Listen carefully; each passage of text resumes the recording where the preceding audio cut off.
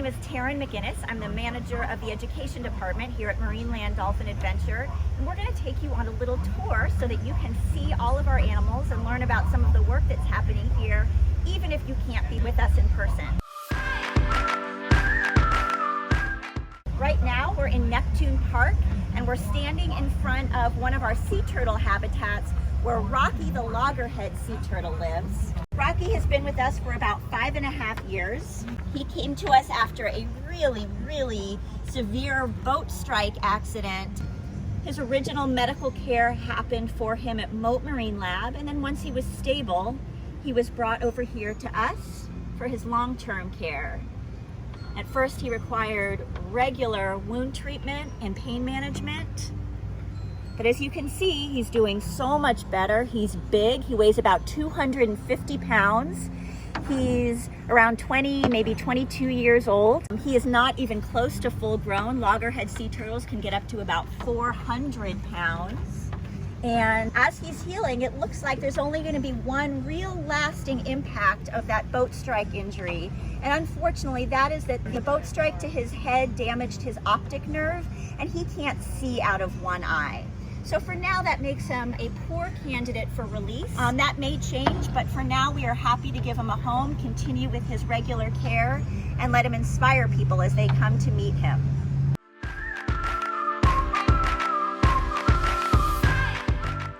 All right, so now we're over here by Pokey, who is our Kemp's Ridley sea turtle. Completely different from the loggerhead sea turtle. A Kemp's Ridley sea turtle is actually the most endangered of all the species of sea turtle, also the smallest. So whereas Rocky the loggerhead was 250 pounds and not even full grown, Pokey is 90 pounds and he is full grown. He's 35 years old, and his story is really unique. He was part of a program called the Head Start program, which was a conservation effort for Kemp's Ridley sea turtles happening in Texas in the 1980s.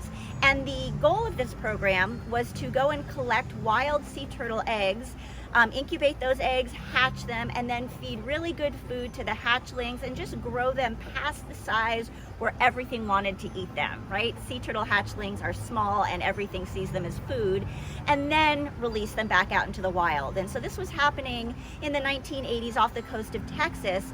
And so when Pokey was collected, all of this happened. He was hatched, but as soon as he started walking, the people taking care of the sea turtle hatchlings could tell that he wasn't moving quite right. And it turns out that Pokey has a degenerative bone disease that affects the strength of his bones and also his shell. So he requires regular medical care and treatment, and so he was never released, along with all of his siblings who were released as part of that program. So we've got Pokey for the rest of his life. He's doing really well, and one of the great things about Pokey is that besides that bone disease, he's completely healthy, and he has actually been able to donate blood to other Kemp's Ridley sea turtles. So for instance, when the Sea Turtle Hospital has received a sick Kemp's Ridley sea turtle, we had a case recently where a sea turtle came in and she had pneumonia and she needed a blood transfusion, and Pokey was able to donate the blood for her. So he's really a superhero and been able to do great things with his life. And that's not even getting into all the inspiration that he brings to young people who get a chance to meet him and learn about his story and what he's done, what he's been through, and what he continues to do for sea turtle conservation. So one of the things that's really special about Pokey here is that his shell is very sensitive, and he really seems to enjoy rubs and scratches and tickles. And whenever the team of aquarists come out to clean his habitat using a scrub brush, he'll wiggle himself in front of them so that he can get scrubbed with the brush. So over here we've got our 4 sand tiger sharks that are here as part of a cooperative reproductive research program. And one of the interesting things about sand tiger sharks is that they do very well in aquariums, and they're very popular in aquariums because they look so sharky. They've got all these teeth sticking out of their mouth. They're actually related to great whites, so they've got this very dominant presence. They do very well in aquariums, but there has yet to be a very successful breeding program in any aquarium. And one of the thoughts is that as aquariums get more controlled, where everything can be monitored to make sure that it's best for the animals, and the lighting is controlled, and the temperature is controlled, and the salinity of the water is controlled. One of the things that we're losing in some places is the absolute uncontrollable variability that nature provides. And one of the theories is that maybe it's somewhere in that variability that the triggers come from for breeding. And so this facility is actually the only sand tiger shark habitat in the world that is both outdoors and uses straight ocean water. So there are all these different facilities that are interested in sending their sharks down here to be part of a really interesting program to try and determine whether being outside, experiencing the changes of photoperiod, the changes of air temperature, the changes of water temperature that all come from being in an outdoor facility may trigger breeding. So periodically, all the stakeholders, all the veterinarians, all the scientists, all the researchers, all of the aquarists from facilities all around the world will come here, and we will do health assessments with these sharks, and we can do ultrasound exams, and we can take blood samples, look at the hormone levels. And what we really want to learn more about is what triggers breeding, what these animals need for breeding, and then ultimately the way that that can help sharks in the wild, because this is a depleted species. This is a species of shark that fishermen around here will tell you they used to see all the time, and it's much less common nowadays. And unfortunately, one of the reasons for that is that sand tiger sharks are very popular with the shark finning industry. And there's not a ton of limitations put on that right now. But if through developing a breeding program, we can start to learn, look, females only become reproductively mature at this age, and then they only have this many babies, and then they have to wait this long before they can have more babies, and then they stop becoming reproductively active at this age, and we can start to put some real data and some real numbers behind their reproductive activity. We can show that with unlimited hunting and unlimited shark finning on this species, we're dooming them to extinction. So really, this is a program that's not just about breeding for aquariums, but really about how we can protect sharks in the wild. So stay tuned, because we're hoping for some excitement to come here in the months and years to come.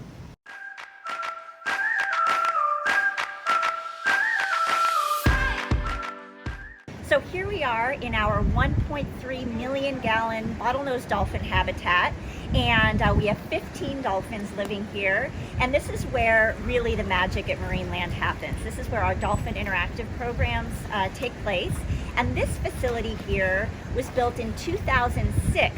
Marineland has been here since 1938, and we'll talk more about our history, but this facility was really specifically designed so that people can get up close and personal with our animals. And the goal is to get people in the water with the dolphins, because there's no more immediate way to develop a connection with an animal and to be inspired by the animal than to be able to have a hands-on interaction.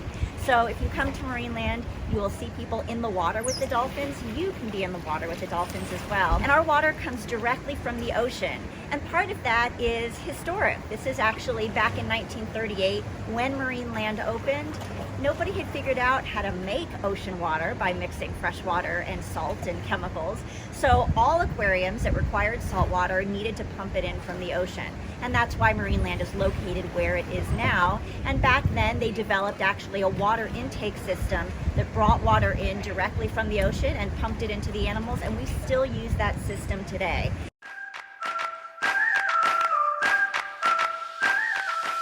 So you can see the dolphins are playing with a bunch of toys right now, and one of the things everybody loves about dolphins is how playful they are.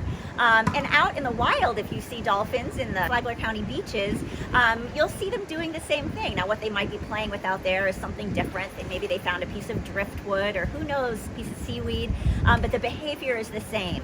And we have dolphins here ranging in age from young, just maybe a few years old, all the way up until their early 50s. Despite their age, everybody loves to play. Now, some fun facts about these guys. These are bottlenose dolphins. There are so many different species of dolphin, but the dolphin we have here is the common bottlenose dolphin, and the dolphin that you see in the ocean from the Flagler County beaches are also bottlenose dolphins. So this is our local species as well. And here's some fun things to know about them. If you look in their mouth, you're going to see lots of teeth. In fact, these guys typically have between 72 and 104 teeth in their mouth. they don't chew their food at all. They don't tear their food apart at all. So what do they use all those teeth for? Well, think about what they're eating. It's fish, right? And the fish are wiggly and they're slimy and they want to get away. So those teeth are really great because they form a perfect trap. And in fact, the dolphins have big spaces in between their teeth, in between the teeth in their upper jaw and in between the teeth in their lower jaw. And when their mouth comes together to close, those teeth fit right in between in those spaces, and that forms a perfect trap. So those wiggly, slimy fish cannot get away. So dolphins are really spectacular hunters. They're really great at catching their food, and that's the way that they develop that big, fat blubber layer that they've got. So on those cold days when you don't want to get in the water because the ocean feels way too cold for you, these guys are loving it. That blubber layer is the perfect insulator. And it's just, blubber is just good, dense body fat, and it comes from eating lots of fish. But you know what they specifically like to hunt for and are good at hunting for? Fish that make noise. Dolphins hear very well. They use sound a lot. And so fish like croakers that make a noise are going to be the ones that dolphins find first. So if you're a fish, shh, be quiet. So here we are in our behind the seas area. So when you're down here, there's all different kinds of fish and invertebrates. We've got terrapin as well, all species who live right here in this area. One exception to that is that we have lionfish, and they are here certainly not as an example of a native species, but as an example of an invasive species. So this is a really great opportunity to see these animals and to learn more about what happens when an animal who doesn't belong in our local waters ends up there. So lionfish belong in the South Pacific, and you can usually find them out in the wild around Australia, and that's where they live, and they've got natural predators there. Look at how cool they are. They really are wonderful in people's home fish tanks. They're so exotic and interesting looking, but when they get big, a lot of times people don't want them anymore. And unfortunately, some folks dumped their fish that they didn't want anymore into the ocean. And we started seeing lionfish down in the Caribbean, in the Florida Keys, up the Atlantic coast, and now we're seeing them even north of us. And unfortunately, none of our predatory fish see them as food. They don't recognize these guys. So their numbers are getting bigger and bigger and bigger, and they're overpopulating some of our native species. So Marineland is really old. Actually, this summer we'll be celebrating our 82nd birthday. And so lots of longevity here, lots of things living a long, long time here, and none of those more famous than Nellie. Nellie was a dolphin who was born here in 1953, and she lived to be 61 years old, which is absolutely record-setting for a bottlenose dolphin. Her son and grandson still live here today, and she's actually the dolphin that the Jacksonville University mascot dolphin was based on. So, as you can see, she earned many, many honorary degrees from the Jacksonville University, and also on her 60th birthday, she was given a jersey by the Miami Dolphins. So Marineland Dolphin Adventure, which is our name now, we actually opened as Marine Studios in 1938.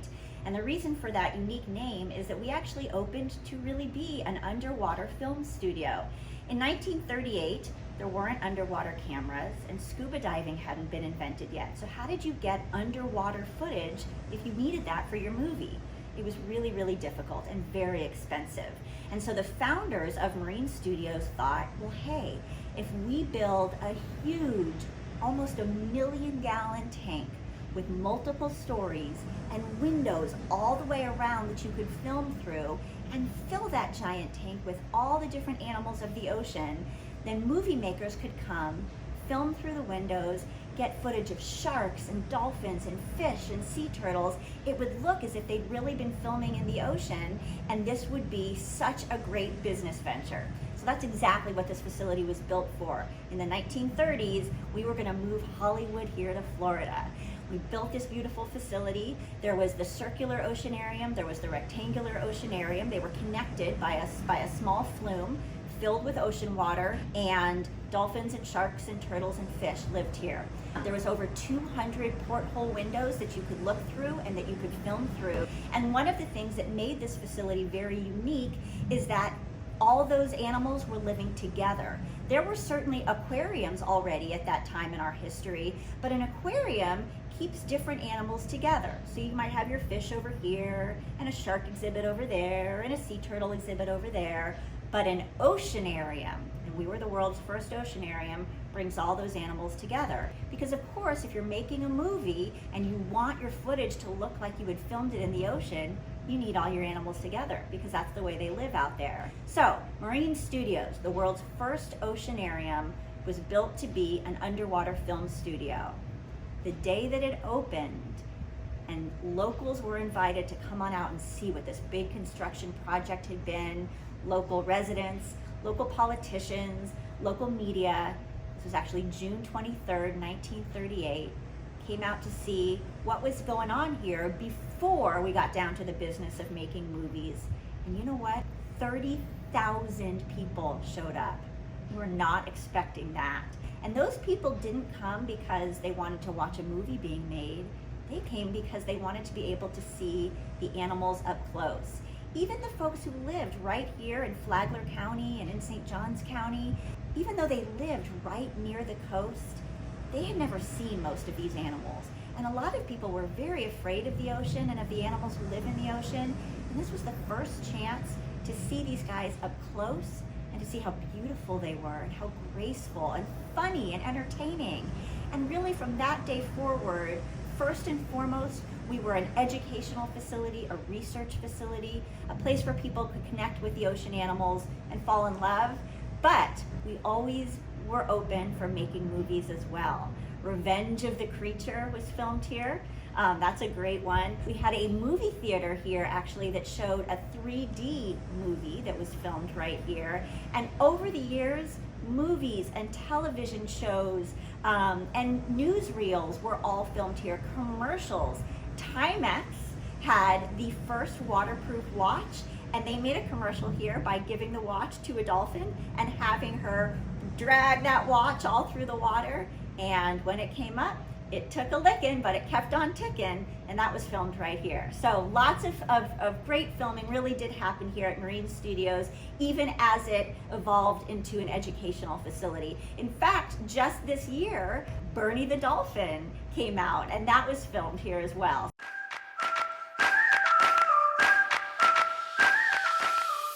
Thank you all so much for joining us on this virtual tour of Marineland Dolphin Adventure. We hope you learned a little something that maybe you didn't know before about our sea turtles and our sand tiger sharks, and of course our dolphins and our behind the seas area. And maybe we got you a little excited for coming back when this is over and we can open our doors to you again. We really can't wait. And just know that in the meantime, if you stay connected through our social media, you will see all our animals and the dedicated people who take care of them doing their jobs every day. And we miss you, and we'll see you soon.